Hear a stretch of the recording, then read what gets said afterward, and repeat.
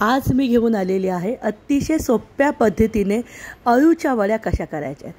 जे नवीन शिकणारे असतील किंवा ज्यांना अळूची वडी आवडते पण करायला खूप कठीण वाटते अशासाठी सोप्या पद्धतीची अळू वडी। इथे अळूची पानं घेतलेली आहेत। आता पावसाळ्यामध्ये खूप अळूची पानं येतात, घेताना नीट बघून घ्यायची आहे, विचारून घ्यायची आहे की हे अळूचे पान वड्यांसाठी आहे की नाही। ह्याचे वरचं देठ आणि थोडीशी ह्याची जी रेषा असते ते आपल्याला काढून घ्यायच्या आहेत। सोप्या पद्धतीने मी तुम्हाला दाखवत आहे। स्वच्छ धुवून घ्यायचे आहेत, कारण अळूच्या पानांना खूप वेळा माती चिकटलेली असते, चिखल असतो, तर ह्याच्या रेषा कापून घ्यायच्यात आपल्याला, देठ कापून घ्यायची आहेत आणि ही पानं तुम्हाला स्वच्छ धुवून घ्यायची आहेत। स्वच्छ धुतल्यानंतर जर त्याच्यावरती खूप पाणी असेल तर पाणीसुद्धा पुसून घ्या। या पद्धतीने मी एकूण 20 अळूची पानं घेतली होती। त्याच्यातील 10 पानं ही मोठी होती आणि 10 पानं ही मीडियम साईजची होती। आता ही पानं आपल्याला कापून घ्यायची आहेत, एकावरती एक ठेवून। तुम्ही जसं व्हिडिओमध्ये बघतायत असे मी एकावरती एक रचले होते, त्याची छोटीशी अशी वळकुंडी केली होती आणि मी त्याला कापून घेतलं होतं। आता ही कापण्याची पद्धत खूपच सोपी आहे। तुम्ही हवं असेल तर एकदम फाईन चॉप करा, मोठं चॉप केलं तरीसुद्धा चालेल। अतिशय सोप्या पद्धतीने अळूची वडी कशी करायची ही आज मी तुम्हाला दाखवत आहे। ज्यांना भीती वाटते, खायला आवडते पण अळूची वडी ज्यांना पारंपरिक पद्धतीने नाही करता येत त्यांच्यासाठी अतिशय सोपी अशी ही आणि पटकन होणारी अशी ही रेसिपी आहे। अळूची पानं कापून झाल्यानंतर आपण ह्याच्यासाठी एक मसालासुद्धा वाटून घेणार आहोत। मसाल्यामध्ये इथे मी यूज केलेले आहेत धने घेताना मोजून मी 2 टेबलस्पून धने घेतलेला आहे, 1 टेबलस्पून जिरं घेतलेलं आहे, 1 टेबलस्पून बडीशेप घेतलेली आहे। आधी आपण हे मिक्सरला ग्राइंड केलं तरीसुद्धा चालेल। त्याच्यामध्ये लसूण पाकळ्या, हिरव्या मिरच्या, 2 इंच इतकं आलं घेतलेलं आहे। आता पाणी न घालता हे सगळं मिक्सरला आपल्याला ग्राइंड करायचं आहे। बघा, पाणी अजिबात वापरायचं नाही आहे। याच्यासाठी मी 2 टेबलस्पून चिंच गरम पाण्यामध्ये कोळून घेतलेले आहेत, अर्धा कप इतकं चिंचेचा रस आहे, 2 टेबलस्पून गूळसुद्धा घेतलेला आहे, हळद घातलेली आहे त्याच्यामध्ये मी, आणि 1 टेबलस्पून भरून मिरची पावडर घातलेली आहे। ही जी मिरची पावडर आहे तिखटाची मिरची पावडर आहे। हाफ टीस्पून मी त्याच्यामध्ये हिंग घातलेला आहे आणि त्याच्यामध्ये 1 टीस्पून मी ओवासुद्धा घातलेला आहे। पारंपरिक पद्धतीने मध्ये आम्ही गूळ आणि चिंच हे दोन्ही यूज करतो, पण जर समजा तुम्हाला गोड नसेल आवडत तर तुम्ही ह्याच्यातला गूळ जो आहे हा स्किप करू शकता। सगळी रेसिपी ही पारंपरिक जरी असली तरी करण्याची पद्धती खूप सोपी मी तुम्हाला दाखवली आहे। आता ह्याच्यामध्ये अळूची पानं घातलेली आहेत, सगळं आपल्याला हाताने कुस्करून घ्यायचं आहे। अळूची पानं कुस्करून घेतल्यामुळे त्याला पाणी सुटेल। आपण इथे पाण्याचा वापर अजिबात करत नाही आहोत। आता ह्याच्यामध्ये आपण 2 कप इतकं बेसन घालायचं आहे। सुरुवातीला 1 कप बेसन घ्या, सगळं मिक्स करून घ्या। असं जर वाटलं की खूपच जास्त ओलसर वाटतंय तर अजून त्याच्यामध्ये 1 कप ॲड करा। मला या पूर्ण रेसिपीसाठी 2.5 कप इतकं लागलं होतं बेसन।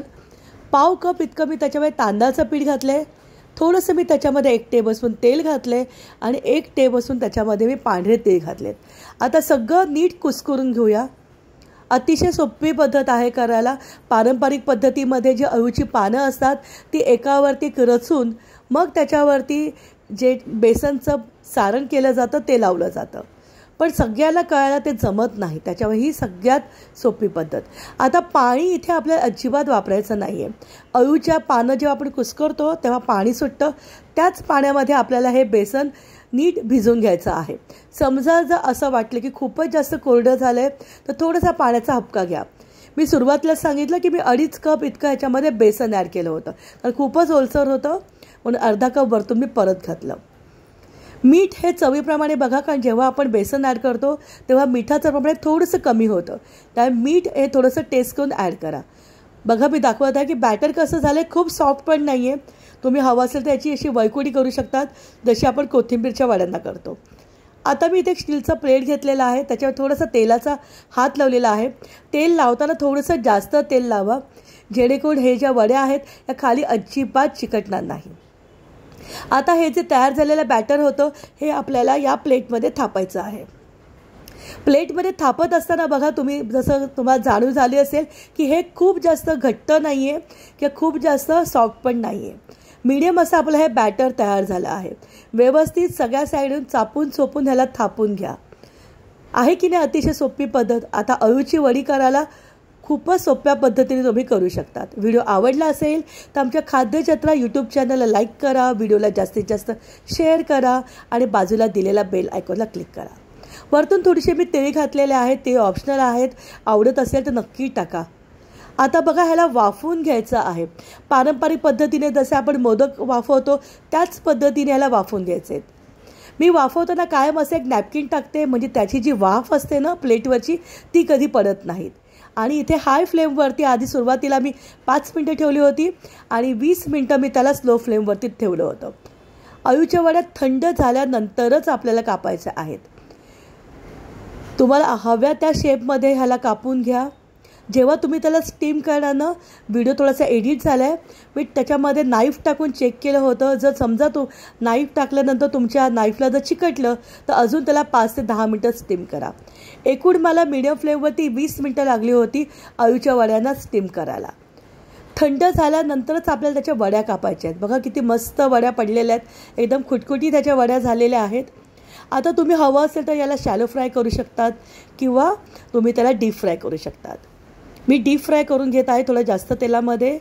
तेल गरम झाल्यानंतर मीडियम आचेवरती आपल्याला ह्याला दोन्ही बाजूने डीप फ्राय करून घ्यायचे आहेत.